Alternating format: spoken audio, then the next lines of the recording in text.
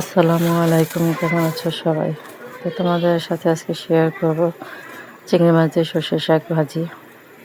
তো চিংড়ি মাছগুলো বেছে ধুয়ে নিয়েছি, আর এদিকে আমার শাশুড়ি শাকগুলো ভালো করে বেছে সুন্দর করে খুব কুচি কুচি করে কেটে দিচ্ছে। আমার শাশুড়ি যখন যা সম্ভব আমার সাথে খুব কাজে হেল্প করে। যাই হোক, এদিকে আমি রান্নার জন্য চুলার ওই পাশে চলে যাচ্ছি। তো চুলায় একটু কড়াই বসিয়ে দিয়ে তেল দিয়ে নিলাম। তো তেলটা গরম হয়ে আসলে দিয়ে দেব কিছুটা পেঁয়াজ কুচি আর রসুন কুচি। তো দিয়ে নাড়াচাড়া করে নেব।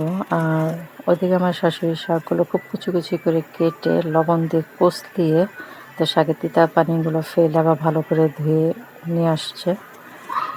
তো এদিকে পেঁয়াজ আর রসুনটা আমি খুব ভালো করে লাল করে ভেজে নেব বেরেস্তার মতো করে। তো বেরেস্তার মতো করে লাল করে ভেজে নেওয়ার পরে চিংড়ি মাছ দিয়ে দেব। চিংড়ি মাছটা দিয়ে একটু নাড়াচাড়া করে দিয়ে দেব লবণ, সামান্য পরিমাণে ধনিয়া গুঁড়া, একটু মরিচের গুঁড়া, একটু হলুদের গুঁড়া দিয়ে আবার একটু নাড়াচাড়া করে দেব।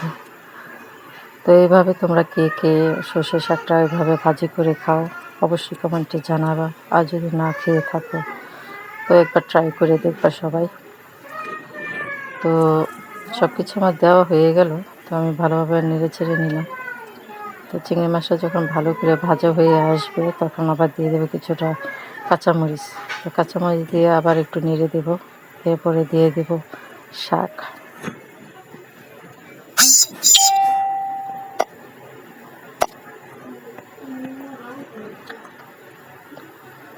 শাকটা দিয়েও আবার খুব ভালো করে নাড়াচাড়া করব।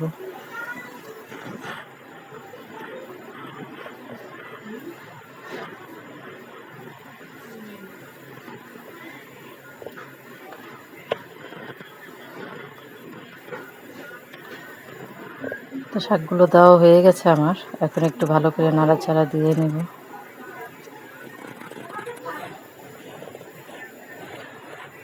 তো মাঝখানে আমি আবার একটু ঢাকা দিয়ে আবারও একটু নাড়াচাড়া দিয়ে দিলাম।